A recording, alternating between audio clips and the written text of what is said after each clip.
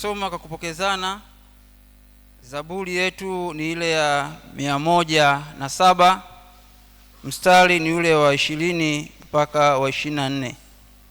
Zaburi yetu ni 107, mstari ni ule wa 20 mpaka 24. Zaburi yetu 107, mstari ni ule wa 20 mpaka wa 24. Tutasoma kwa kupokezana. Ulituma neno lake, uwaponya, watoa katika maangamizo yao. Na wamshukuru Bwana kwa fadhili zake na maajabu yake kwa wanadamu. Na wamtolee dhabihu ya kushukuru na ya kusimulia matendo yake kwa kuimba.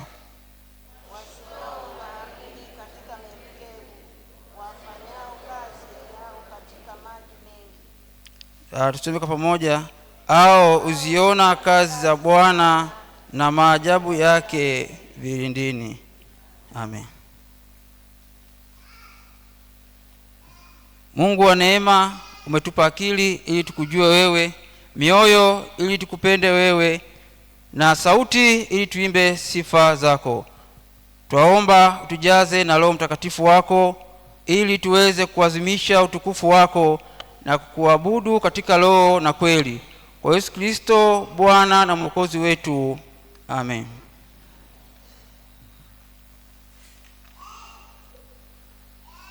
Bwana Mungu wetu yupo hapa, yupo pamoja nasi.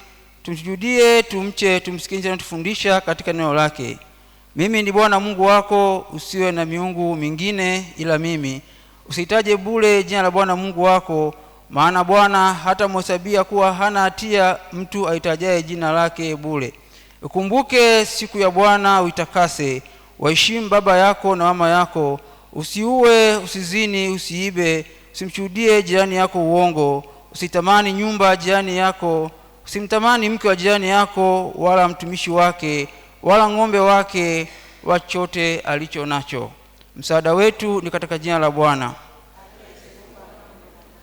Wapendwa katika Bwana, tumekusanyika mbele ya uso wa Mungu kumtukuza kwa ajili ya neema yake na uaminifu wake. Usikia neno lake takatifu na kuomba uishe roho na miili yetu.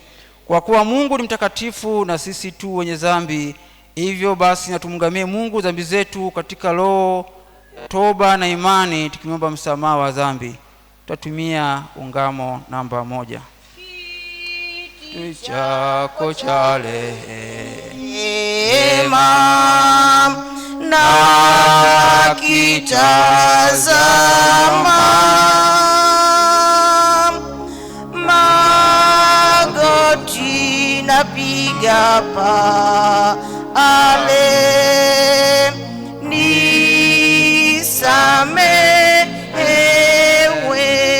nisamehewe. Tungame tukisema: Mungu Mwenyezi, Baba wa rehema, mimi niliye maskini na dhaifu na kuzaliwa katika hali ya dhambi, na ungama mbele zako dhambi zangu zote nilizozifanya kwa kuwaza, kwa kunena na kwa kutenda. Nimeukasirisha mara kwa mara, nikastahili adhabu yako hapa duniani na hata milele. Lakini najutia dhambi zangu na kutubu kweli, na kusihi kwa rehema yako iliyokuu unihurumie na kuniokoa mimi niliye maskini na mwenye dhambi. Ee Bwana, unisamehe dhambi zangu zote, unipe nguvu ya Roho Mtakatifu wako, nishike mwenendo mpya. Amen.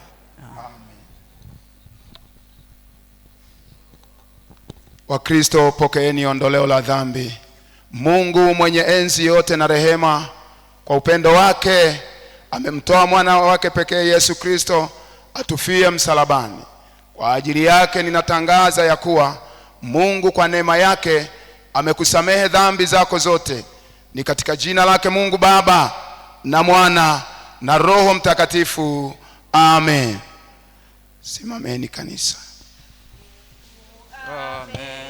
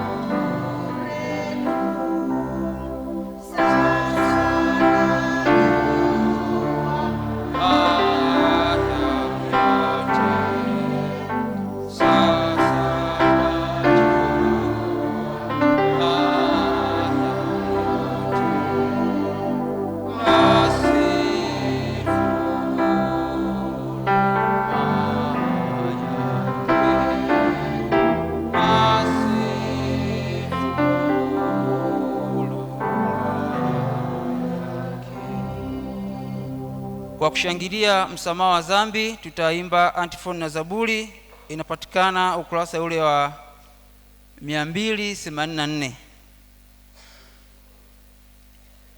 Bwana ndiwe genge langu na ngome yangu,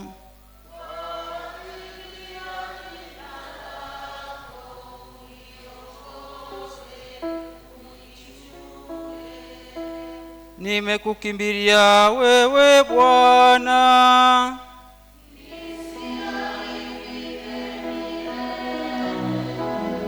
Kwa haki yako uniponye,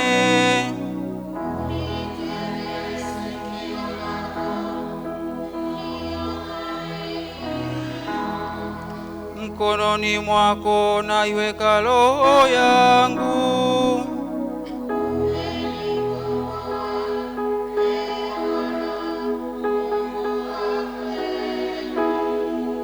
Na nishangilie nizifurahie fadhili zako.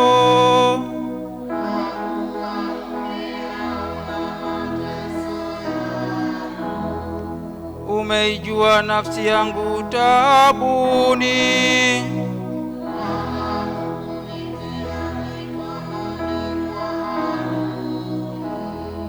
miguu yangu umeisimamisha panapo nafasi.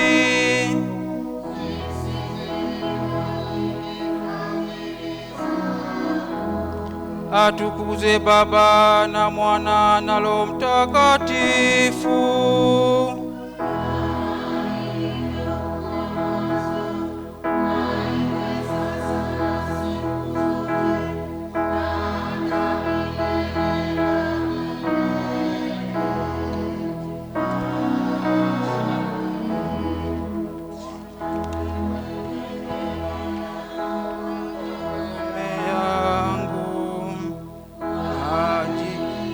Jina lake uniongoze, unilinde. Tumwombe Bwana katika amani.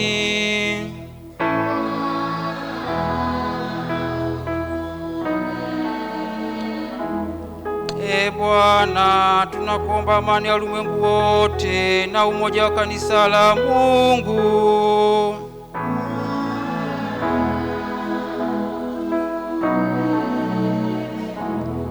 Bwana, tunaombea wote wanaoingia nyumbani mwako wanaokuabudu na kukosefu.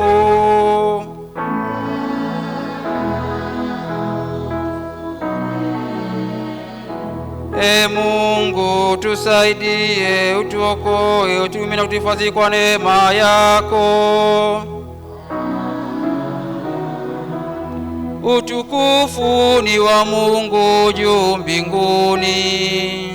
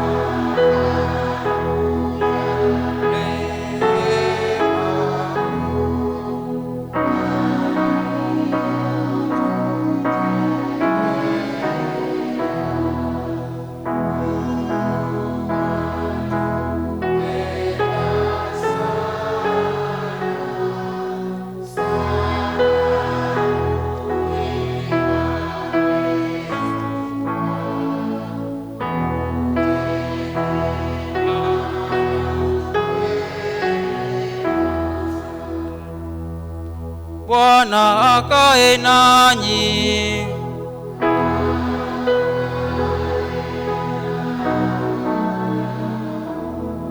Siku ya Bwana ya 8 kabla ya Pasaka, neno la Mungu li hai, nao inasema, ingekuwa heri leo msikie sauti yake, msifanye migumu mioyo yenu.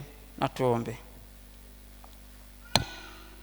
Mungu, uonaye ya kuwa sisi atutumainii tendo letu liwalo lote, utulinde kwa neema yako ili tuepukane na mabaya yote, kwa Yesu Kristo mwana wako na Bwana wetu. Amen. Sikilizeni neno la Mungu kama ilivyoandikwa na kutoka kitabu kile cha Marko sura ile ya kwanza, mstari ni ule wa 29 mpaka 31. Marko sura ile ya kwanza, mstari ni ule wa 29 mpaka 31. Marko sura ile ya kwanza, mstari ni ule wa 29 mpaka ule wa 31. Karibu msomaji. Nami nitasoma kwa msaada wa Bwana. Na mara walipotoka katika sinagogi, walifika nyumbani kwa Simoni na Andrea pamoja na Yakobo na Yohana. Naye mkwewe Simoni, mamaye mkwewe, alikuwa kitandani hawezi homa. Na mara wakamwambia habari zake. Akamkaribia, akamuinua kwa kumshika mkono, homa ikamwacha, akawatumikia. Amen. Na hili ndio neno la Mungu. Tumshukuru Mungu. Sikizeni tena neno la Mungu kama ilivyoandikwa katika kitabu kile cha Wakorinto wa pili sura ya pili, mstari ule wa 12 mpaka wa 17. Wakorinto wa pili sura ile ya pili, mstari ule wa 12 hadi ule wa 17. Wakorinto wa pili sura ya pili, mstari wa 12 mpaka 17. Karibu msomaji. Nitasoma kwa msaada wa Mungu. Basi nilipofika Troa kwa ajili ya injili ya Kristo, nikafunguliwa mlango katika Bwana. Sikuona raha nafsini mwangu kwa sababu sikumwona Tito ndugu yangu, bali niliagana nao nikaondoka kwenda Makedonia. Ila Mungu ashukuriwe, anayetushangiliza daima katika Kristo na kuidhihirisha harufu ya kumjua yeye kila mahali kwa kazi yetu. Kwa maana sisi tu manukato ya Kristo mbele za Mungu, katika wao wanaookolewa na katika wao wanaopotea. Katika hao wa pili harufu ya mauti iletayo mauti, katika hao wa kwanza harufu ya uzima iletayo uzima. Naye ni nani atoshaye kwa mambo hayo? Kwa maana sisi si kama walio wengi waligoshio neno la Mungu, bali kama kwa weupe wa moyo, kama kutoka kwa Mungu mbele za Mungu twenena katika Kristo. Na hilo ndilo neno la Mungu. Tumshukuru Mungu. Tukiri pamoja imani ya Kristo na tungia sisi na Kristo wote ulimwenguni, imani yetu ya mitume, tukisema: na muamini Mungu Baba Mwenyezi, muumba mbingu na nchi, na muamini Yesu Kristo mwana wake wa pekee, Bwana wetu, aliyechukua mimba kwa uwezo wa Roho Mtakatifu, akazaliwa na Bikira Mariamu, akateswa zamani za Pontio Pilato, akasulubiwa, akafa, akazikwa, akashuka kuzimu, siku atakayofufua kutoka kwa wafu, akapaa mbinguni, ameketi mkono wa kuume wa Mungu Baba Mwenyezi. Kutoka huko atakuja kwa hukumu walio hai na wafu. Na muamini Roho Mtakatifu, kanisa takatifu la Kristo lililo moja tu, ushirika wa takatifu, ondoleo la dhambi, kufufuliwa kwa mwili na uzima wa milele. Amen. Tukiwa tumesimama, kuna tanzia mbili. Mkristo mwenzetu Frola Kweka wa Jumuiya ya Nazareti amefiwa na mdogo wake huko Moshi, na mazishi yamefanyika huko Moshi. Na tanzia ya pili, mzee wa kanisa Ronald Lotu amefiwa na shangazi yake huko Moshi, na mazishi yamefanyika huko Moshi. Wakristo kwa pamoja tuimbe wimbo namba 375 beti wa kwanza, na kisha tafanya sala ya faraja. Ni wako Mungu ufuraha yangu, ni neema kumjua Mwokozi Mwokozi wangu. Haleluya, atukuzwe. Haleluya, amen. Haleluya, atukuzwe. Ukarudi Yesu. Tuombe. Tunakutukuza Mungu muumba wa mbingu na nchi, wewe uliyetuumba sisi wanadamu ukatuweka duniani, lakini wewe unajua kuratibisha siku za mwanadamu na unajua ukomo wa siku za mwanadamu kuliko mwanadamu ambavyo hawezi kujua. Asante kwa sababu uliwapa watoto wako zawadi ya maisha ya kuishi hapa duniani, lakini Baba, ilipokupendeza kuwatoa katika maisha haya ulifanya kama ulivyopenda, lakini sisi kama wanadamu tunabaki na simanzi, tunabaki na maumivu katika mioyo. Ninaomba neno lako la faraja, Roho Mtakatifu wewe unayejua kufariji, ukae ndani ya mioyo ya watoto wako ambao wamehuzunishwa na kuondokewa na wapendwa wao, ukawafariji, ukawatetee, ukawapiganie, na kisha Bwana ukainue tena nafsi zao zikawe tayari kwa ajili ya utumishi uliotuitia. Fariji kanisa, ndugu, jamaa na marafiki, ni katika jina la Yesu, amen. Tukae wa Kristo.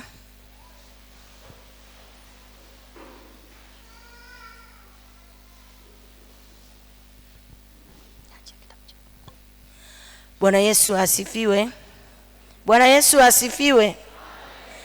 Niwakumbushe matoleo ya leo, siku ya Jumapili ya tarehe 8 kama tulivyotangaziwa siku ya Jumapili. Leo tutakuwa na matoleo matatu, na toleo la kwanza takuwa ni shukrani mbalimbali ambazo tutaziita kwa makundi, ikiwemo shukrani ya fungu la 10 na malimbuko, sadaka za siri na nadhiri, shukrani ya pekee, shukrani ya wiki. Lakini leo tutakuwa na shukrani ya kuzaliwa kwa wale wote waliozaliwa mwezi wa pili. Na toleo la pili itakuwa ni bahasha zetu zote tatu, ahadi jengo na utumishi dayosisi. Na toleo la tatu itakuwa ni dayosisi tarajiwa.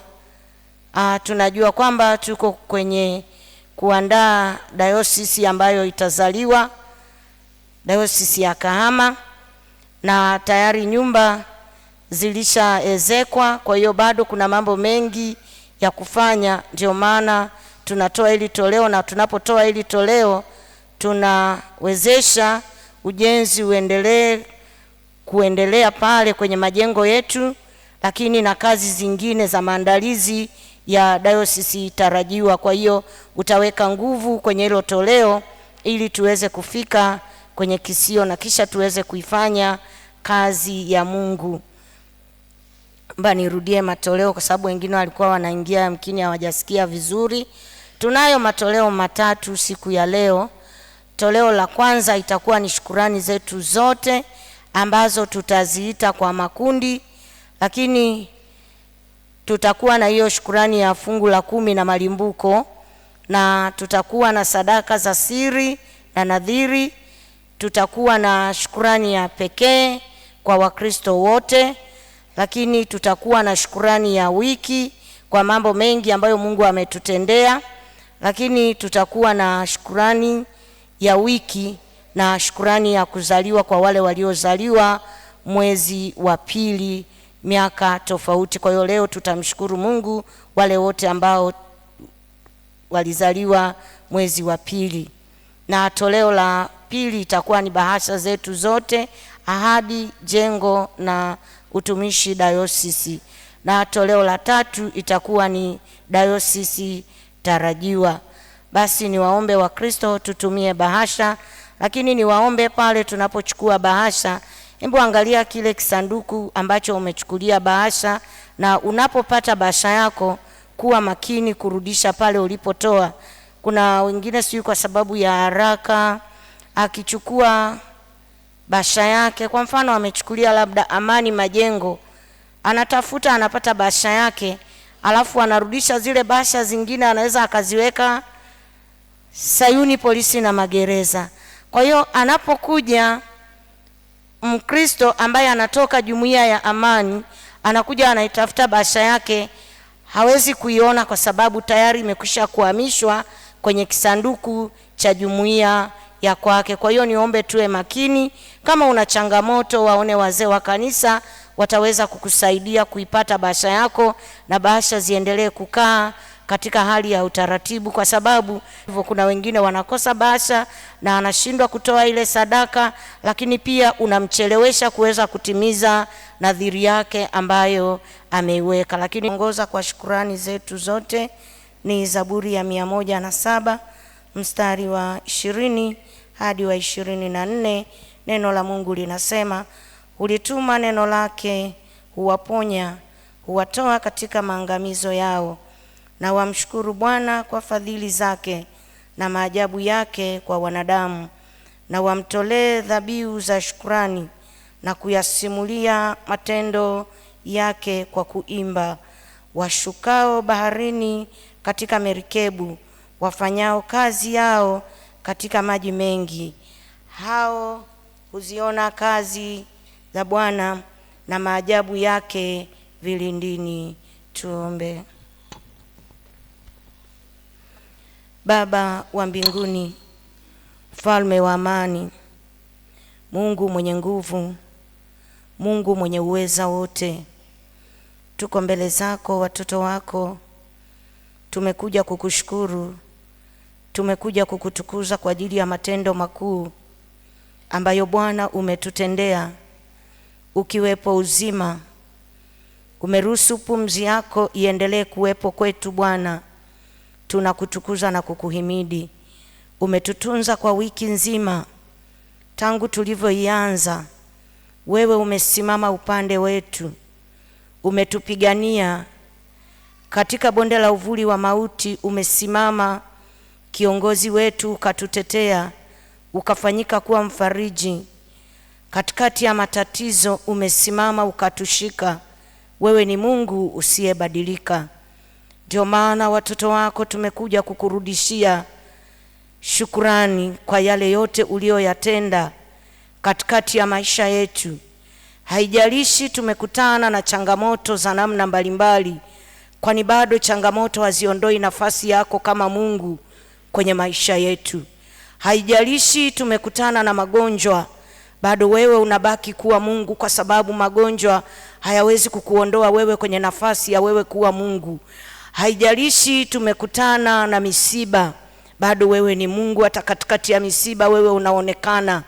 Haijalishi tumepita kwenye kesi za namna mbalimbali, tumepita kwenye majaribu na mapito ambayo Bwana pengine hata wanadamu walikuwa wanasubiri wakiangalia, acha tuone kama atavuka. Lakini Mungu wewe umesimama, umekuwa kiongozi, umenyosha mkono wako, umetushika na kutuvusha. Tunakutukuza Bwana. Ndio maana tumekuja tunakuletea shukrani za fungu la 10 na malimbuko kwa vile ulivyotubariki katika kazi zetu. Umetubariki katika biashara zetu, umetubariki katika mashamba yetu, umetubariki katika mifugo yetu. Hivyo Mungu, mtazame mtoto wako anavyokuja kwa unyenyekevu kwa ajili ya kukushukuru kwa hiyo sehemu ya 10 uliompatia. Mungu, usimwache, kambariki, ukaachilie ulinzi katika kazi zake, ukaachilie ulinzi katika afya yake, ukaachilie ulinzi katika nyumba yake, ukaachilie ulinzi kwenye ofisi yake. Bwana, mauti isitajwe kwake kwenye kila anachokifanya. Ukamstawishe na kumuinua sawasawa na mapenzi yako, na ukamuongeze na kumzidisha Bwana, kwa sababu amekuja kwa uaminifu mbele zako sawasawa na mapenzi yako. Lakini Bwana, tazama, wako watu ambao umewafanyia mambo makubwa na wanaona hili ni jambo la kipekee ambalo nimefanyiwa. Amekuja na sadaka ya shukrani ya pekee kukushukuru kwa ule upekee uliomfanyia. Ameiona neema yako, ameona maongezeko, ameona kuzidishwa, ameona kuvushwa. Mungu kambariki mtoto wako, uipokee hiyo shukrani ya pekee, ukaachilie baraka na mibaraka kwake, ukafungue milango iliyokuwa imefungwa. Baba, ukapate kumjibu, ukapate kummiminia baraka sawasawa na mapenzi yako. Watakuja mbele zako, wengine wanakushukuru kwa sababu wanakumbuka siku waliozaliwa, wanakumbuka mwezi waliozaliwa, wameona ni vyema waje wakushukuru kwa sababu umewalinda na kuwatunza kwa mwaka mzima, umewapa tena ongezeko la mwaka mwingine. Baba, usiwapite, Baba usiwapite, wabariki Bwana na ukawape kusonga mbele kwa ajili ya mwaka huu ambao wameuanza tena. Bwana, ukawazidishe na kuwaongoza Bwana, ukalinde afya zao, ukawatunze, ukawakuze katika kimo na kina, waendelee kukujua wewe. Pokea hiyo shukrani ya kuzaliwa na ukawapokee watoto wako Bwana, ukawaitikie na ukawe mchungaji kwao, ukawachunge sawasawa na mapenzi yako. Lakini Bwana, tazama wako ambao wanakuja kukushukuru kwa shukrani ya wiki. Katika wiki hii Bwana, umejifunua kwao, umefanyika neema kwao Bwana, wameiona neema yako, maana wanatambua ya kwamba ni upendeleo wa ajabu, mfalme wa amani. Kwani wako wengi ambao tulianza nao wiki hii, wengine Bwana hawako duniani, wengine ni wagonjwa wako vitandani, wengine wamekutana na mambo mengi yamewakatisha tamaa. Sisi ni nani Bwana ambavyo tumebaki tunapumua? Sisi ni nani Bwana ambavyo tumebaki umetupa nguvu na ukatupa utayari wa kuja nyumbani mwako? Ndio maana tumekuja na shukrani kukushukuru kwa mambo mengi ulioyafanya. Baba, pokea hizo shukrani za wiki, ipokee hiyo shukrani ya wiki kutoka mikononi mwa mtoto wako. Upokee huo moyo wa shukrani ambao mtoto wako anakuja kukushukuru, amekukunjulia moyo wake, anakukunjulia na mikono yake. Baba, nenda kaachilie baraka kwenye hiyo mikono, nenda kaachilie uhai kwenye hiyo mikono, nenda kaachilie ustawi kwenye hiyo mikono, ili kila atakachokifanya Bwana kikapate kustawi, kikapate kukua katika jina la Yesu. Anayekuja kukushukuru kwa sababu wiki imekuwa ya mapito kwake, Baba ukaondoe hayo mapito, ukaondoe hayo magumu, ukaachilie kicheko kwake, ukaachilie kicheko kwake, ukaachilie kukumbukwa kwake, ukampe kuburudishwa sawa sawa na mapenzi yako. Na anapoianza wiki nyingine Bwana, uso wako uende pamoja na mtoto wako, uso wako uende pamoja naye katika kazi zake, uso wako uende pamoja naye kwenye ofisi yake. Baba, tazama tunazo sadaka za ahadi, sadaka za jengo, sadaka za utumishi dayosisi. Baba, ninakusihi ukazibariki hizo sadaka, ukazikubali hizo sadaka, na hizo sadaka Bwana zikafanye ukumbusho mbele zako. Watu wako Bwana kupitia ahadi walizoziweka wakauone ukuu wako, kama Yakobo alivyokuwekea ahadi Bwana ya kwamba ukinibariki ninakoenda, nikapata chakula, nikapata na mavazi, Mungu nitakutolea. Ndivyo Bwana na watoto wako wamekuja kwa uaminifu kwa hizo ahadi walizoziweka, wameweka sehemu. Umefanya mambo makubwa Bwana, umetenda mema Bwana, Bwana, Bwana umefanya.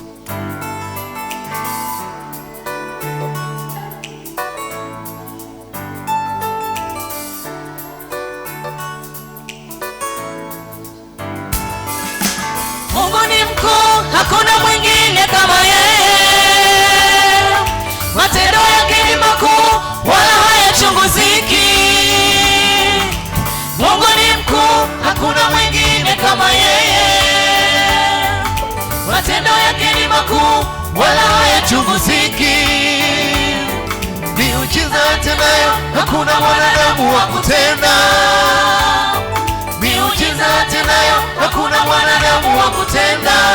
Sijaona mwingine kama yeye, sijaona mwingine kama yeye.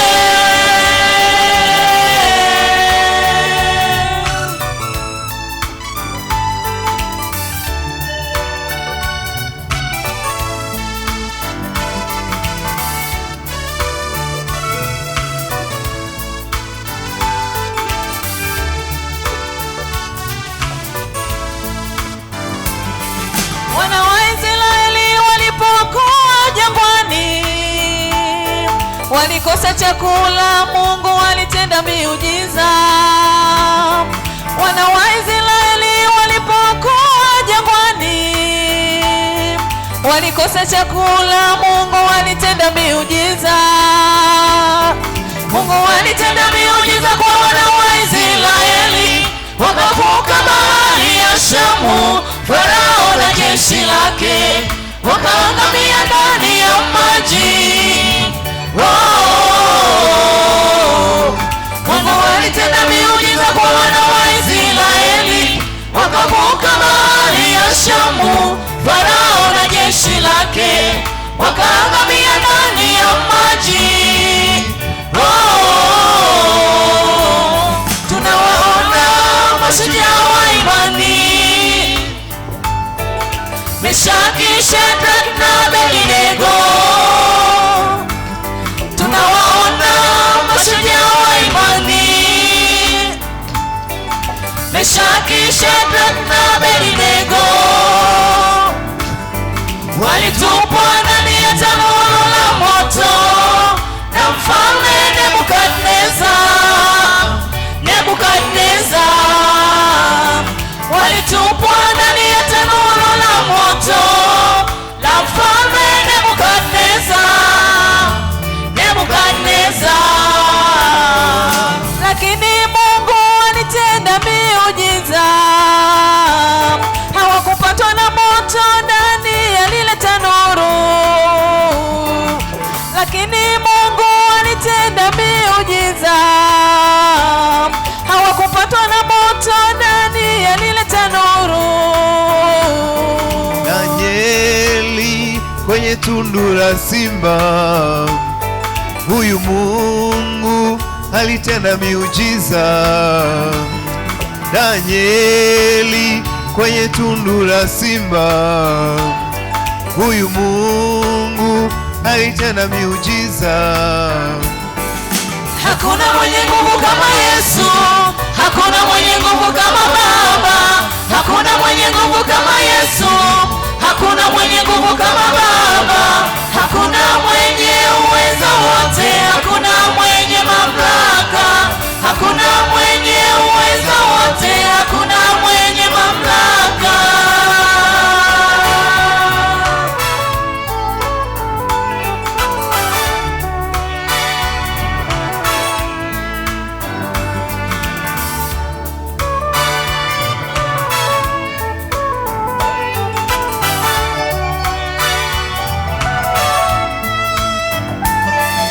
Hakuna mwenye nguvu kama Yesu, hakuna mwenye nguvu kama Baba, hakuna mwenye nguvu kama Yesu, hakuna mwenye nguvu kama Baba, hakuna mwenye uwezo wote, hakuna mwenye mamlaka, hakuna mwenye uwezo wote, hakuna mwenye mamlaka.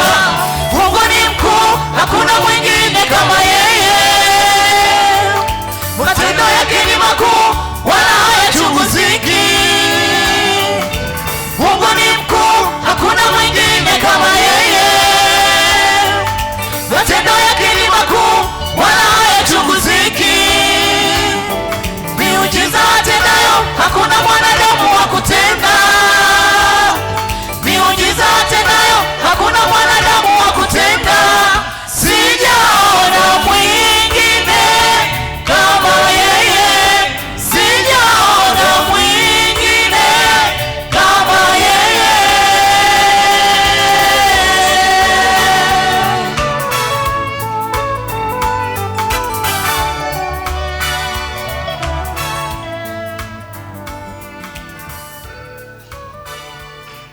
Amen. Asante kwa ya vijana, Mungu awabariki. Mungu awabariki sana. Lakini hamjatoa bahasha, si ndio? Wimbo namba 310 umeshatoa? Ningesema mtoe kama hamjatoa. Naomba tufanye jambo moja.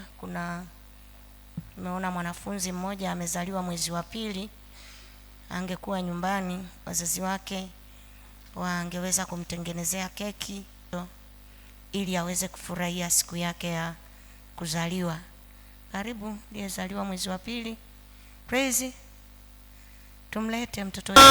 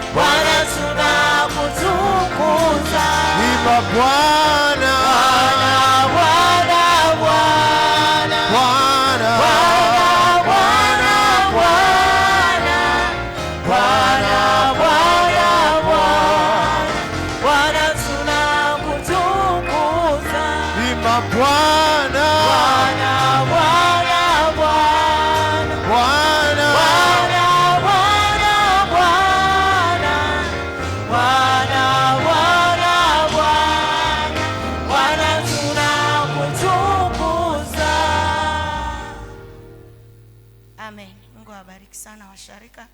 Niombe basi mchungaji uipokee afu mkabidhi huyo mtoto.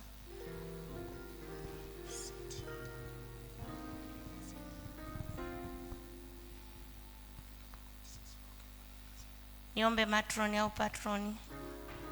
Bwana Mungu akubariki, akulinde, akuangazie nuru za uso wake, akufadhili, akuinulie uso wake, akupe amani yake.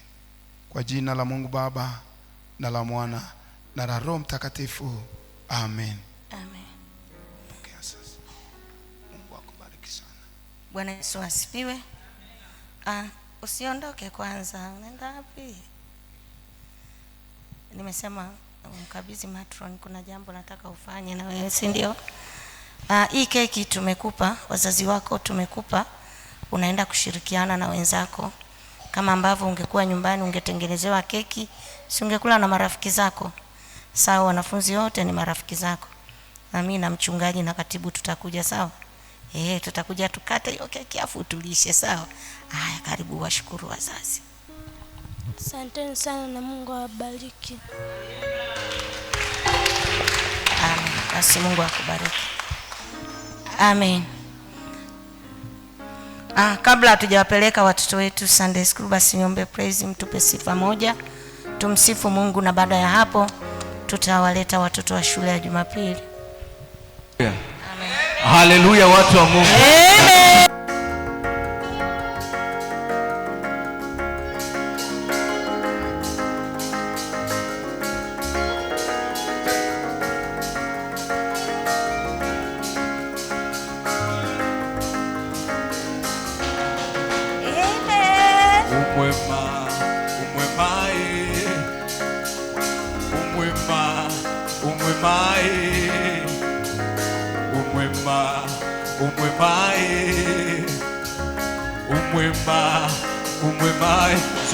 Jehova yuwe umwema, umwema, Yesu yuwe umwema, umwema, Jehova yuwe umwema, umwema, Yesu yuwe umwema, umwema, Yesu yuwe umwema, umwema, Jehova yuwe umwema, umwema, Yesu yuwe umwema, umwema,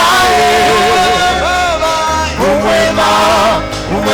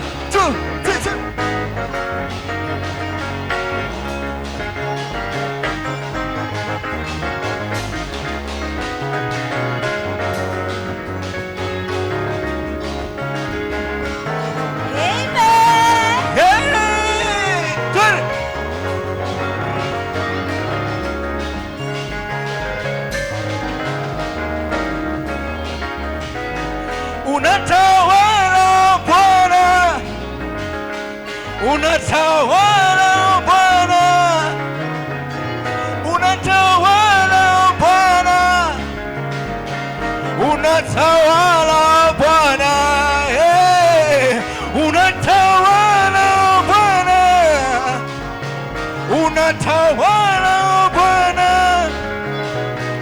unatawala Bwana, Yesu unatawala, Yesu unatawala, unatawala Bwana, unatawala Bwana, Yesu unatawala Bwana, Yahweh unatawala, unatawala Bwana, Yesu unatawala Bwana, Baba unatawala Bwana, Yesu unatawala Bwana, Yesu unatawala. Tucheze sebene, 1 2 3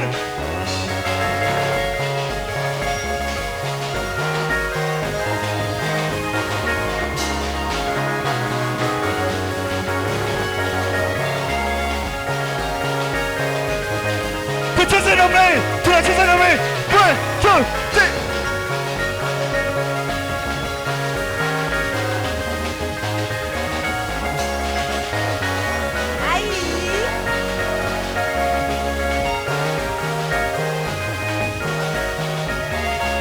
Hallelujah. Turn.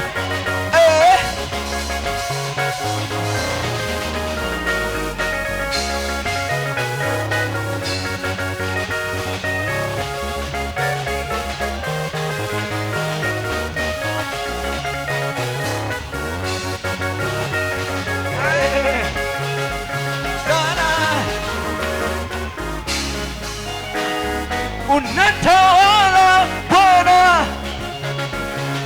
unatawala Bwana Yesu, unatawala Bwana, unatawala Bwana Yesu, unatawala, unatawala Bwana Yesu, unatawala, unatawala Bwana Baba, unatawala, unatawala Bwana Yesu, unatawala, unatawala Bwana Yesu, unatawala, unatawala Bwana Yahweh, unatawala, unatawala Bwana Baba, unatawala, unatawala Bwana Yesu, unatawala, unatawala. Shangilia Bwana Yesu kwa makofi mengi na vigelegele. Hallelujah. Amen. Amen.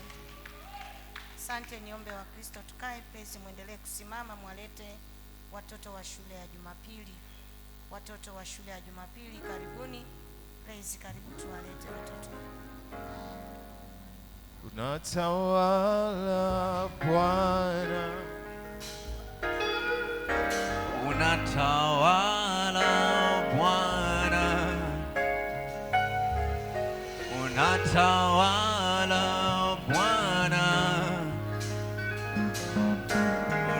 unatawala Bwana Yesu, unatawala, unatawala Bwana Yesu, unatawala, unatawala Bwana unatawala, unatawala Bwana Yesu, unatawala, unatawala Bwana Yesu, unatawala, unatawala Bwana Baba, unatawala, unatawala Bwana. Hakuna kama wewe, unatawala, unatawala Bwana, unatawala, unatawala Bwana.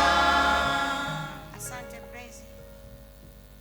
Watoto, Bwana ni nguvu zangu na wokovu wangu,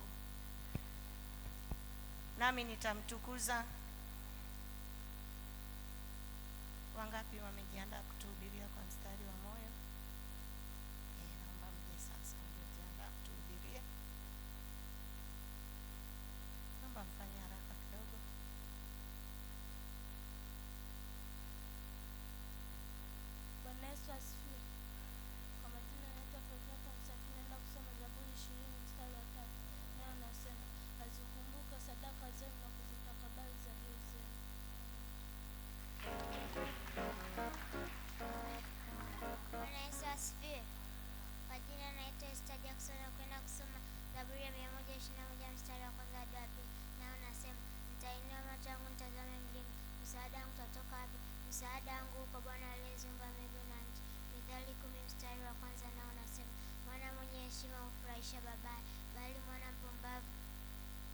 pio kwa mama. Yohana 3:16 nao nasema, kwa maana jinsi Mungu aliupenda ulimwengu hata akamtoa mwanawe pekee, ili kila mtu amwaminie asipotee, bali awe na uzima wa milele. Amen.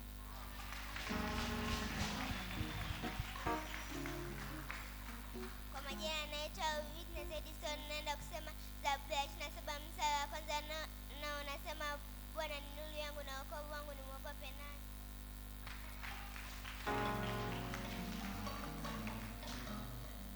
Bwana Yesu asifiwe. Kwa majina naitwa Elina Manuel, naenda kusoma Mathayo sura ya 5 mstari wa 3 hadi wa 5 nao nasema, heri walio maskini wa roho, maana ufalme wa mbinguni ni wao. Heri wenye huzuni, kwa maana wao watafarijika. Heri wenye pole, maana hao watarithi nchi. Amen. Washarika, tuongeze makofi ya kupokea mahubiri haya. Amen. Sasa tunakwenda kuwaombea watoto hawa. Niombe kila mmoja uombe. Omba hata kwa wale ambao hawapo, tamka neno kule waliko. Wewe omba hata kwa habari ya watoto wale ambao pengine wanalala kwenye vibaraza, wanalala mitaroni. Tamka neno kwa ajili yao. Mungu awakumbuke huko waliko kupitia watoto hawa walioko hapa. Karibu mchungaji. Basi tuombe. Baba yetu na Mungu mwema, wewe uliyetupa uzao huu, ni dhahiri kwamba watoto hawa hawakuzaliwa kwa bahati mbaya, na wewe hauangalii Mungu wamezaliwa na nani, wametoka katika familia gani, wao ni wa ukoo gani, wao ni wa kabila gani. Wewe Mungu hauangalii hilo, unaangalia kusudi lako lipate kutimia. Uliwaona kabla hawajazaliwa, hawajawekwa katika tumbo la mama yao, uliwaona, na pia uliwawekea mwanzo, uliwawekea hata mwisho. Siku zao zinapita kwenye mikono yako Bwana, kwenye macho yako Mungu, na sasa wamesimama mbele zako. Watoto hawa ninaomba macho yako yawaelekee Mungu, yawaelekee katika kuwabariki, yawaelekee katika kuwaongeza, yawaelekee katika kukujua wewe. Macho yako Bwana yawaelekee katika kuwalinda dhidi ya hila zote za yule adui, maana adui hupambana na uzao. Nami kwa mamlaka ya jina la Yesu ninamseta adui na majeshi yake kuzimu, kwa jina la Yesu Kristo wa Nazareti aliye hai. Aachie uzao huu wa wanadamu upite kwenye kusudi lako Bwana. Haijalishi adui alipanga nini, lakini wewe Mungu ulipanga wawepo. Kuiumba nchi ikae ukiwa, uliiumba ili ikaliwe na watoto hawa. Mungu wabariki watoto hawa, walinde, lakini waongeze kiroho na kimwili pia, katika jina la Yesu. Tunaombea watoto wote katika usharika wetu wa Agape pamoja na mitaa yake, uwabariki na kuwalinda Mungu, waongeze kwa utukufu wa jina lako. Kuna watoto wengi ulimwenguni kote, popote pale walipo Bwana, wengine hawana hata mtu wa kuwashika mkono, wengine hawana hata mtu wa kutamka neno kwa ajili yao, wengine hawana hata pa kuweka kichwa chao Bwana, wengine wanalala hata hawajala. Mungu, wewe unawajua, wewe unawaona. Waliumbwa hawa wote kwa kusudi lako. Wewe uliwaona mapitio wanayoyapitia Bwana. Ninaomba huruma yako na rehema yako. Simamisha watu wa kuwasaidia popote pale walipo Mungu. Wengine ni wagonjwa, wengine ni wadhaifu. Ondoa udhaifu ndani yao Baba, katika jina la Yesu Kristo wa Nazareti aliye hai. Ukawabariki watoto wote katika usharika huu, ukawabariki watoto wote katika jimbo letu, ukawabariki watoto wote katika dayosisi hii kusini mashariki wa Ziwa Victoria. Ukawabariki watoto wote wa Tanzania Bwana. Nchi yetu iwe na amani katika watoto hawa. Inaomba hivi hata kwa ajili ya wazazi wanaowalea na kuwaelekeza watoto, wape hekima ya kutosha. Wengine ni walimu wanafundisha na kuwaelekeza watoto kukujua wewe, na wengine wanawafundisha huko mashuleni. Wape hekima, Waongeze watoto kuwa na usikivu na uelewa, wakutumikie wewe Mungu, wakusikilize wewe Mungu, wawasikilize walimu wanaowafundisha pia na kuwaelekeza mambo ya kiroho na ya kimaisha pia.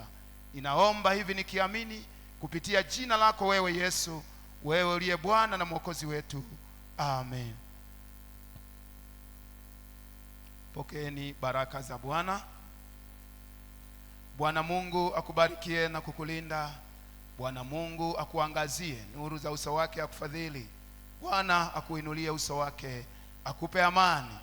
Kwa jina la Mungu Baba na la Mwana na la Roho Mtakatifu. Amen. Enendeni kwa amani ya Bwana.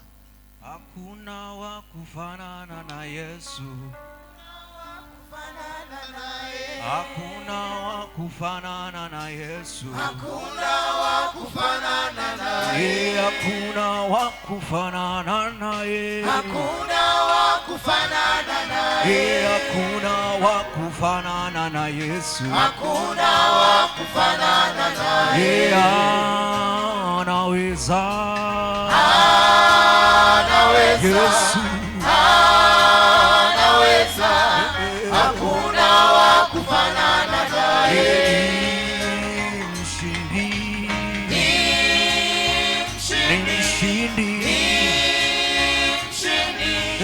Hakuna wa kufanana naye. Anaweza. Anaweza. Anaweza. Yesu. Hakuna wa kufanana naye. Asante. Wimbo namba 417.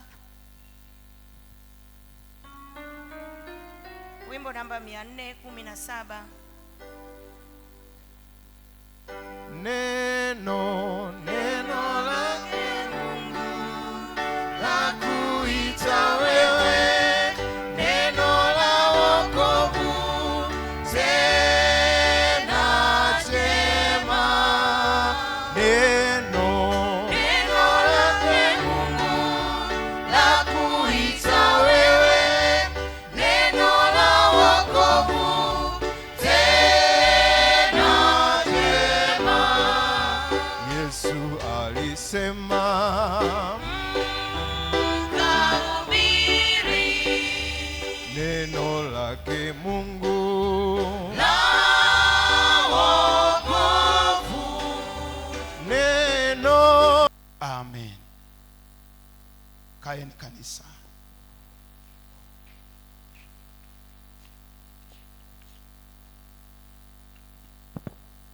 Maneno ya Mungu tuliopewa kuyatafakari siku ya leo ni kutoka kitabu cha Wakorinto wa pili, kitabu cha barua ya mtume Paulo kwa Wakorinto wa pili, sura ya kwanza, sura ya pili mstari wa 12 hadi wa 17. Korinto wa pili sura ya pili mstari wa 12 mpaka ule wa 17. Korinto wa pili sura ya pili mstari wa 12 hadi wa 17, ambapo nitarudia kusoma kwa msaada wa Roho Mtakatifu. Basi nilipofika Troa kwa ajili ya injili ya Kristo, nikafunguliwa mlango katika Bwana. Sikuona raha nafsini mwangu kwa sababu sikumuona Tito ndugu yangu, bali niliagana nao nikaondoka kwenda Makedonia. Ila Mungu ashukuriwe, aliyetushangiliza daima katika Kristo na kuidhihirisha harufu ya kumjua yeye kila mahali kwa kazi yetu. Kwa maana sisi tu manukato ya Kristo mbele za Mungu, katika wao wanaookolewa na katika wao wanaopotea. Katika hao wa pili harufu ya mauti iletayo mauti, katika hao wa kwanza harufu ya uzima iletayo uzima. Naye ni nani atoshaye kwa mambo hayo? Kwa maana sisi si kama walio wengi waligoshio neno la Mungu, bali kama weupe wa moyo, kama kutoka kwa Mungu, mbele za Mungu twanena katika Kristo. Amen. Neema ya Bwana wetu Yesu Kristo na upendo wa Mungu na ushirika wa Roho Mtakatifu ukae na sisi sote tunapotafakari neno hili. Amen. Ndugu zangu wana wa Mungu, Mtume Paulo ndiye mwandishi wa barua hii ya pili ya Wakorinto. Waraka huu tunamuona akiliandikia kanisa la Korinto, lakini pia anawaandikia Wakristo wa kila mahali. Mtume Paulo anaandikia kanisa la Korinto waraka huu, na pia Wakristo wa kila mahali. Kwa maana hiyo habari hii iko kwa ajili yako, iko kwa ajili yangu pia. Ilikuwa ni katika mwaka wa 55 hadi 57 baada ya Kristo. Kila mwandishi wa barua huwa na makusudi yake. Katika kuandika kwake Mtume Paulo barua hii, kusudi lake lipo katika maeneo mawili. Kwanza, alitaka kuthibitisha huduma yake na kutetea mamlaka yake kama mtume. Maana kuna watu waliokuwa hawamwamini. Kama unavyojua kwamba Mtume Paulo alikutana na upinzani mkubwa kwa Wayahudi kwanza, lakini pia wakati anaanza huduma hata mitume hawakumwamini mapema. Kwa nini? Wakati akiitwa Sauli aliliuzi kanisa vibaya. Alitembea katika mwendo usiokuwa wa kimungu. Sasa kulikuwa na watu ambao hawakuweza kumwamini haraka, kiwemo Wayahudi pia walipingana na yeye sana. Lakini kusudi la pili la Mtume Paulo kuandika waraka huu ilikuwa ni kupinga mafundisho ya uongo yasiweze kuendelea hata yakaliharibu kanisa la Bwana. Yeye alitamani ukweli wa neno la Mungu ufundishwe, neno la Mungu lisimamiwe inavyotakiwa. Ndio maana akaandika waraka huu kwa kanisa la Korinto na kwa Wakristo wa kila mahali. Mtume Paulo katika waraka huu, hasa katika ule mstari wa 17, tunamuona anazungumza juu ya kulinena neno au injili kwa weupe kama lilivyotoka mbele za Mungu bila kulichanganya, kama ambavyo neno la Mungu linavyosema, neno la Mungu li hai. Mtume Paulo alitamani watu wasimame katika kanisa walinene neno la Mungu kama lilivyotoka mbele za Mungu bila kulichanganya na vitu vingine. Kwa nini? Kwa sababu neno la Mungu li hai. Neno la Mungu linajitosheleza, halihitaji msaada wa aina yoyote. Ndio maana hata Martin Luther anaimba katika ule wimbo wa 302 kwamba neno la Mungu linaweza kushinda na halihitaji msaada wa kitu chochote.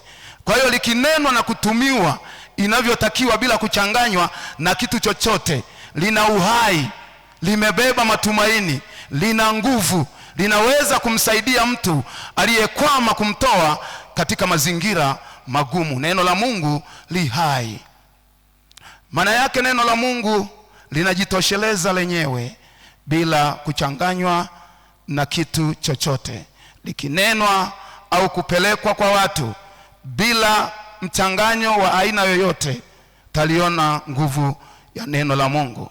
Tunamuona Bwana wetu Yesu Kristo katika Injili ya Marko sura ile ya kwanza mstari wa 29 mpaka ule wa 31. Anaingia nyumbani mwa kina Petro. Somo letu hili lililosomwa, anaingia nyumbani mwa kina Petro na kwa neno anakutana na mgonjwa ambaye kwa kweli alikuwa hawezi, yuko na homa kali, amelala kitandani. Lakini Yesu kwa neno lake aliweza kumuinua yule mgonjwa akawa mzima. Biblia inasema akainuka akawatumikia. Maana yake akapata nguvu, akatiwa nguvu kwa neno la Kristo, akatiwa nguvu kwa neno la Bwana, akasimama, akapona, akaanza kuwatumikia. Bwana Yesu asifiwe sana. Neno la Mungu halihitaji msaada wowote. Neno la Mungu halihitaji kitu chochote ili liongezewe nguvu. Neno la Mungu linajitosheleza lenyewe. Kwa hiyo hata kama kuna mgonjwa, kwa kutumia neno la Mungu ambalo li hai, anaweza kuinuka kwa imani katika neno la Mungu. Mtume Paulo alitamani sana neno la Mungu linenwe, neno la Mungu lihubiriwe, neno la Mungu lisemwe kwa ukweli wake bila kuchanganywa na kitu chochote. Zaburi 107 mstari wa 20 hadi 24 anasema, hulituma neno lake likawatoa katika maangamizi. Maana yake neno la Mungu bado linaonekana lina nguvu. Linapoachiliwa mahali popote, nguvu yake lazima ionekane, lazima litende mambo makuu, lazima lishughulikie mambo ambayo yamewafunga watu wa Mungu, yaweze kuwaachia na hatimaye waweze kutiwa nguvu. Neno la Mungu linaweza kumuinua aliyeanguka. Neno la Mungu linaweza kumsaidia yeye anayehitaji msaada. Mtume Paulo anaandika barua hii baada ya kupokea taarifa nzuri kutoka kwa Tito kuhusu Wakorinto. Akatamani sana kukutana naye. Mtume Paulo tangu mwanzo wa barua yake hii anatamani watu wawe na furaha, sio huzuni, na furaha yao iwe katika Kristo. Neno la Mungu litokalo kinywani mwa Mungu likitumwa linaondoa watu katika maangamizi. Mtume Paulo anawaona wahubiri wa Injili kama watu wanaopita kwenye maandamano. Wahubiri wa Injili, Mtume Paulo aliwatazama kama watu wanaopita kwenye maandamano makubwa ya watu walioshinda vita. Hii ina maana gani? Tazamo wa Mtume Paulo alitazama kwamba Injili ya Mungu, Injili ya Yesu Kristo inapoachiliwa mahali popote, neno la Mungu linapopelekwa mahali popote, likamiminwa kwenye mioyo ya watu, lazima ligeuze fikira, ligeuze mawazo, ligeuze mtazamo. Lakini ile nchi na ile ardhi inapolipokea neno la Mungu, lazima kuonekane na kuwa na watu wenye furaha, wenye amani, lakini wenye kushangilia. Ndivyo anavyowaona wahubiri wa Injili.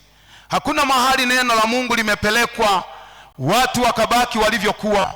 Kila mahali neno la Mungu lilipopelekwa kupitia wahubiri wa Injili, watu waliandamana, watu walilisogelea neno, watu walisogea walisikilize neno.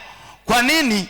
Neno la Mungu lina uvuvio, neno la Mungu lina nguvu, neno la Mungu li hai, na kila mahali linapomiminwa linaanza kushughulikia matatizo ya watu. Maana yake aliye tayari kulipokea neno la Mungu ndio harufu nzuri ya manukato.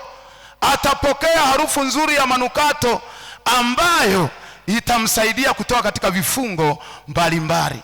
Neno la Mungu linakopita mahali haliachi harufu mbaya, linaacha harufu nzuri inayotamaniwa na kila mtu. Ndio maana tunapoketi na mla hii siku ya leo, maana yake ni kwa sababu tulilipokea neno la Mungu, tulilisikia neno la Mungu, neno lenye uzima, neno lenye nguvu, neno lenye kuwatoa watu kwenye vifungo. Neno la Mungu lina ushindi. Pia Paulo anafananisha Injili na harufu ya ushindi. Injili ikiingia popote, ikihubiriwa sawa sawa, nguvu ya neno huonekana. Lakini tahadhari ni kwamba neno la Mungu halihitaji msaada wa aina yoyote. Kwa hiyo kama kuna mgonjwa mahali, neno la Mungu likisomwa, neno la Mungu likipita juu yake, lazima atatiwa nguvu, ni lazima atapona, kama tulivyoona katika Injili ya Luka. Yesu Kristo anaingia ndani, anakutana na mgonjwa, kwa neno lake anamponya yule mgonjwa. Neno la Mungu linatenda kazi hata leo.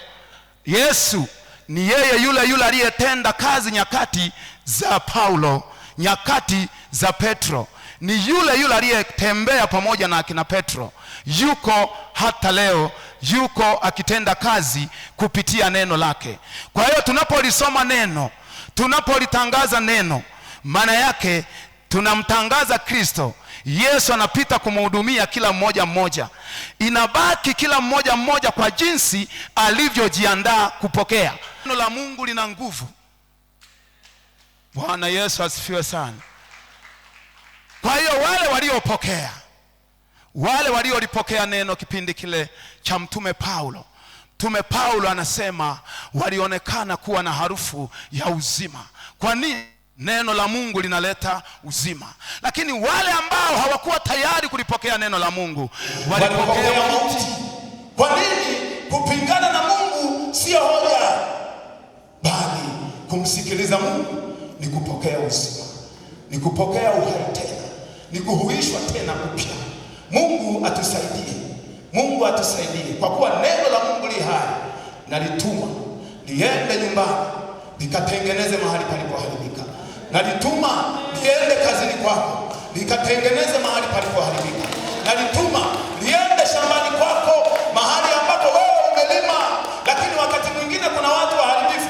Nalituma huko likashughulikie hao watu wanaokuharibia. Lakini neno la Mungu ninalituma kwenye maisha yako likusaidie, likuongoze, litengeneze mahali palipoharibika, lakini likufanyie njia ya kutoka na kuingia. Uwe salama, uwe hai katika jina la Yesu. Uwe hai, uwe mzima kwa neno la Bwana. Neno la Bwana ninalituma lije kwako uliyeko mahali hapa. Liende katika familia yako. Aidha kuna watu ambao ni wagonjwa, kwa kuwa neno la Mungu li hai, likalete uhai, likalete uponyaji, likalete uzima katika jina la Yesu. Neno la Mungu ukilipokea, neno la Mungu ukilipokea, halitakuacha ulivyokuwa, halitakuacha ulivyokuwa. Lazima likuinue, lazima likuweke mahali unapohitaji kufika. Kila mmoja wetu hapa hayupo kwa bahati mbaya, tuko hapa kwa kusudi la Mungu. Najua kila mmoja anatamani kufikia kusudi la maisha yake. Ili ufikie kusudi, tunalituma neno la Mungu likufikishe kwenye kusudi ambalo unatarajia kufika. Mungu akubariki sana, na Mungu alibariki neno hili katika jina la Mungu Baba na Mwana na Roho Mtakatifu. Amen. Naomba usimame niombe kwa ajili yako. Simama mahali ulipo niombe kwa ajili yako. Praise it.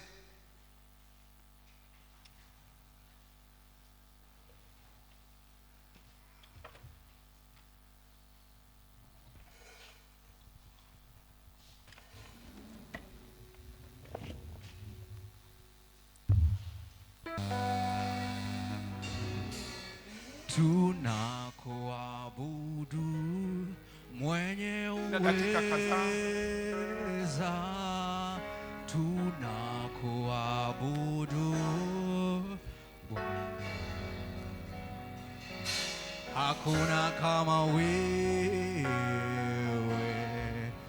Bwana. Tunakuabudu Bwana,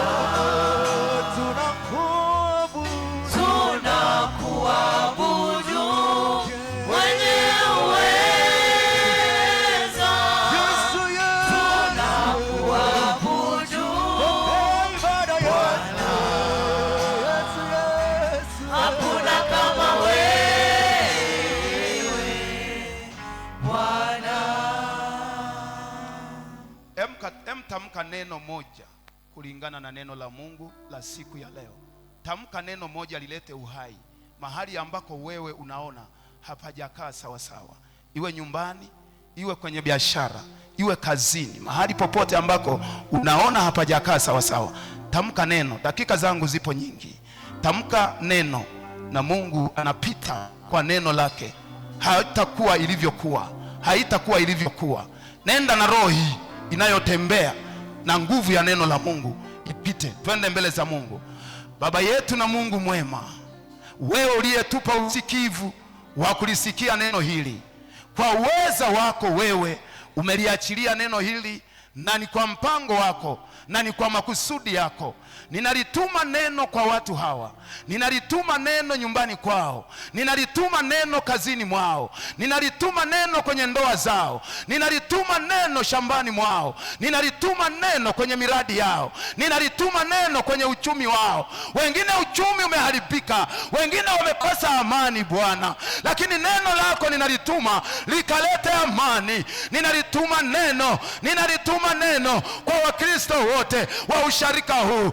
Wengine kazini hakukaliki, ninalituma neno asubuhi hii likalete hali ya furaha na amani kazini, nyumbani, kwenye ndoa, kwenye mashamba, lakini kwenye miradi na kwenye maisha yao, katika jina la Yesu Kristo wa Nazareti aliye hai. Nalituma neno Bwana, nalituma neno kwa watoto wao. Wengine wako vyuoni, wengine wako mashuleni Bwana, nalituma neno kwao likawasaidie Bwana, likawasaidie Bwana, likawafanikishe Bwana, maana sio wakaa bure. Kila mmoja wetu umemuumba kwa kusudi lako, na unasema hukuiumba nchi ili ibaki ukiwa, uliiumba nchi ili ikaliwe na watu hawa. Uliiweka Kahama ili ikaliwe na watu hawa Bwana, na mimi ninalituma neno,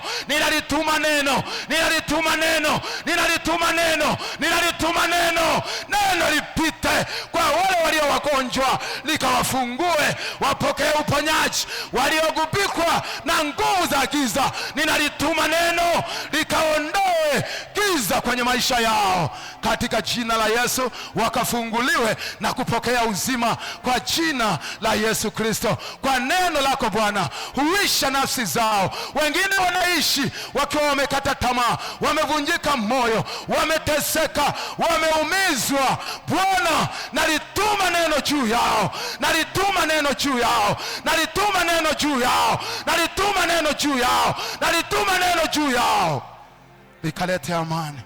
Nalituma neno lako Bwana katika nchi ya Tanzania, likalete amani na utulivu Bwana.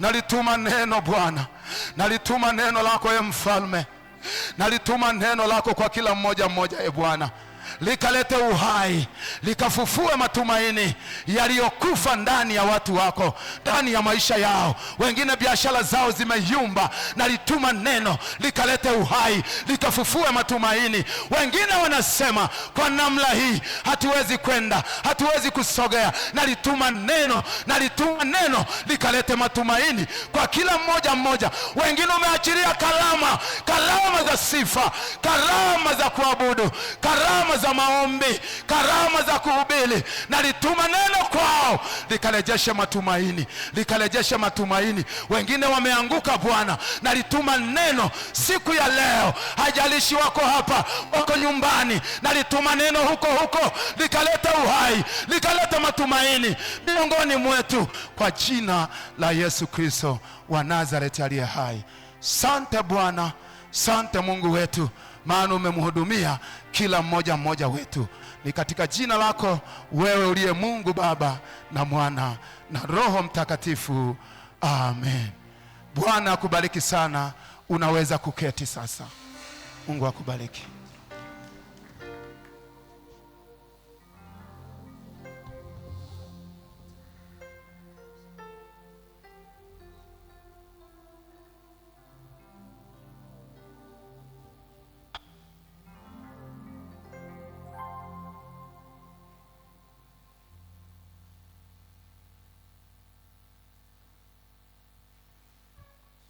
Neno la Mungu takata lililotoka mbinguni, ambalo moto na panga haviwezi kulishinda. Twakushika siku zote maisha na kufani. Amen. Baba mchungaji, Mungu akubariki kwa ajili ya ujumbe mzuri ambao natuonyesha kwamba neno la Mungu li hai, na tunapolitumia neno la Mungu ipasavyo linatutoa kwenye maangamizo. Tupokee ujumbe huu kwa makofi mengi.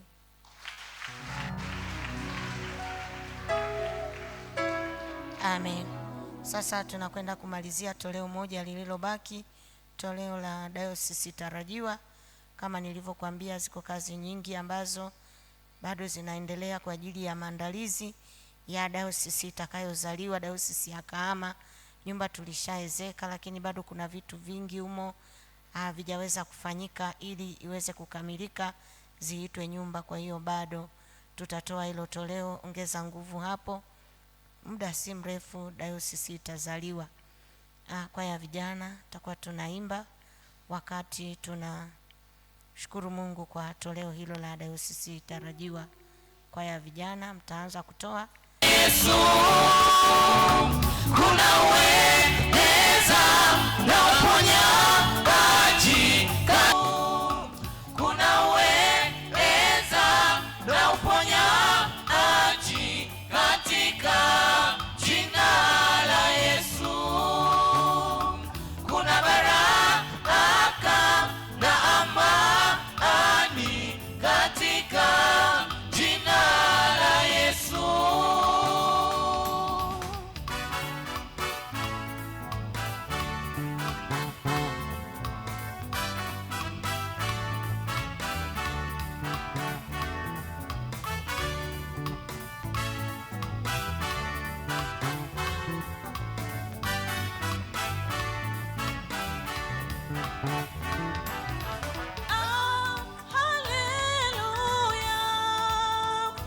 Mwenye pumzi alisifu jina la Bwana.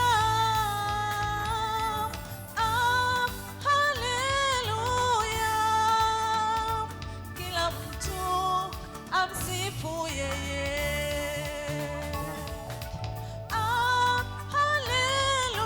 Haleluya, kila mwenye pumzi alisifu jina la Bwana.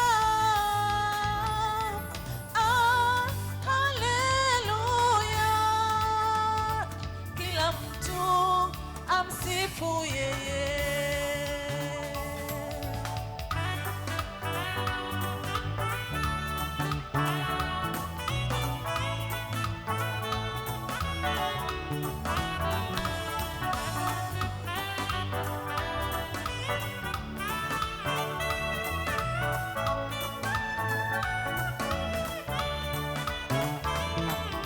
Daudi alitumia jina la Bwana akampiga Goliati.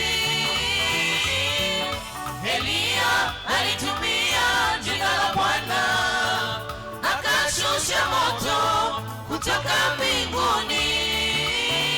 Hata na sisi tunaweza kufanya mambo makubwa. Na sisi tunaweza kufanya tukimwamini yeye. Daudi alitumia jina la Bwana akampiga Goliati. Elia alitumia jina la Bwana akashusha moto kutoka mbinguni. Hata na sisi tunaweza kufanya mambo makubwa.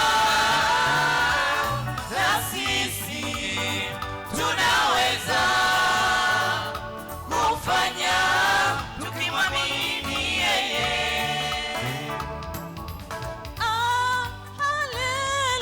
Haleluya, kila mwenye pumzi alisifu jina la Bwana. Haleluya, kila mtu amsifu yeye.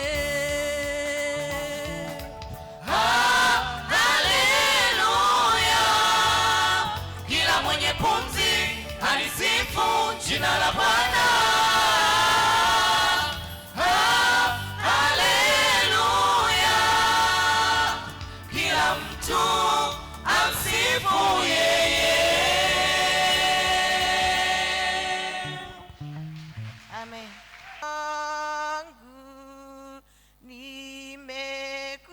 Nimekujia naleta vyote ulivyonipa, ni moyo na mwili wangu, hata kama wazo yangu ndiyo heshima yangu. Tuombe. E Mungu mwenye neema na rehema, umetupa fadhili nyingi.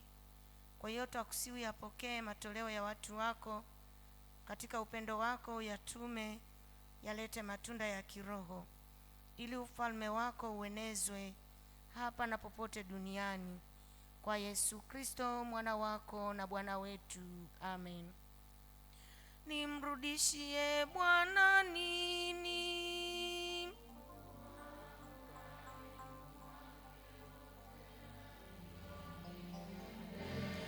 Nitakipokea kikombe cha wokovu.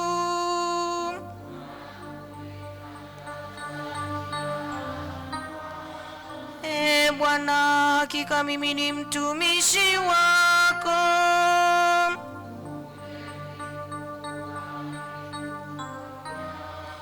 Nitakutolea dhabihu ya kukushukuru.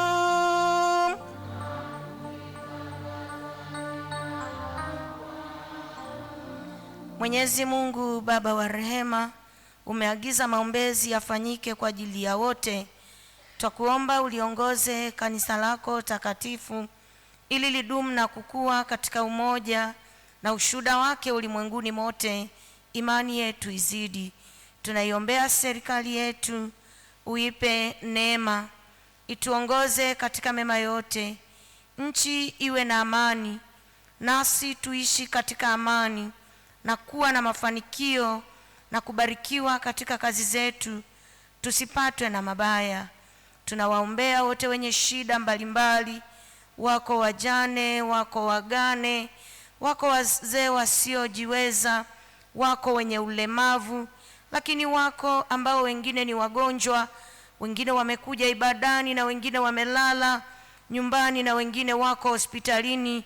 Baba, ninakusihi kwa njia ya neno lako ambalo Bwana umetufunulia asubuhi ya leo, kama jinsi ulivyokwenda nyumbani kwa mkwewe na Petro ukaliachilia neno lako, homa ikapata kumwacha.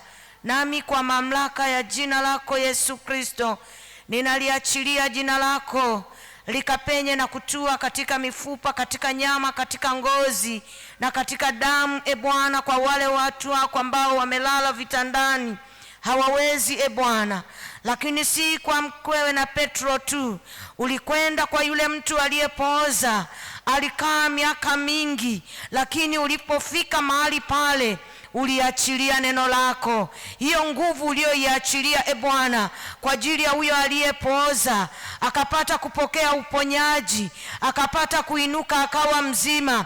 Hiyo nguvu Bwana iambatane na damu yako, iende kila mahali ambako viungo vya watoto wako vinaleta shida, na kila kifungo ambacho kimewafunga ninakiamuru sasa kikapate kuachia. Ninaamuru hizo nguvu zinazowatesa, hayo magonjwa yaliyokaa kwenye mili yao yakaweka vituo, ninayaamuru sasa yakapate kuachia. Huo uzima utokao kwako urejee, e Bwana. Huo uzima na amani itokayo kwako ikarejee, e Bwana. Ukawaumbie watoto wako katika mili yao afya na kupona, e Bwana, na wao wakapate kurejea katika ile nguvu, wakapate kukutumikia tena. Utujalie tuufurahie utukufu wa ufalme wako mbinguni pamoja na wote waliofariki katika Bwana. Utujalie hayo Baba, kwa ajili yake Yesu Kristo, patanishi na mwombezi wetu. Amen. Baba yetu uliye mbinguni, jina lako litukuzwe, ufalme wako uje, mapenzi yako yatimizwe hapa duniani kama huko mbinguni. Utupe leo riziki yetu, utusamee makosa yetu kama sisi tunavyowasamee waliotukosea, usitutie majaribuni, lakini utuokoe kutoka uovu, kwa kuwa ufalme ni wako na nguvu na utukufu na hata milele. Amen.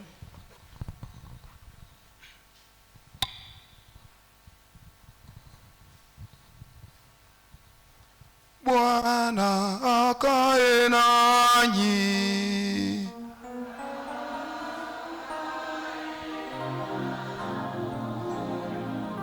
Tumhimidi Bwana.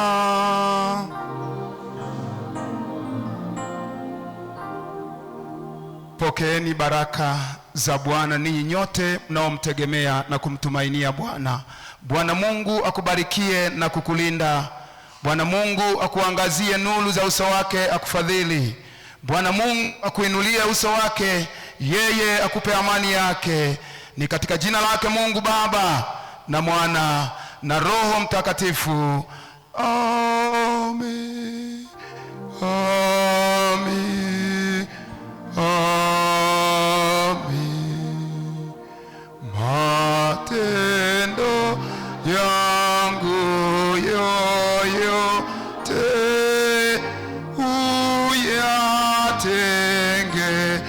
uyatengeneze Yesu, uniongoze popote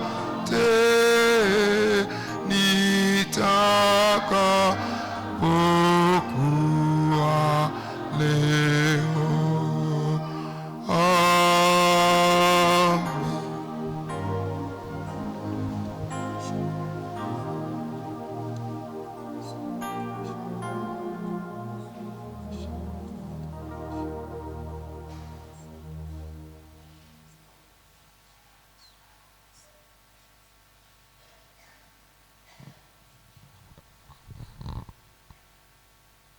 Mungu usikie kuomba kwetu. Amen.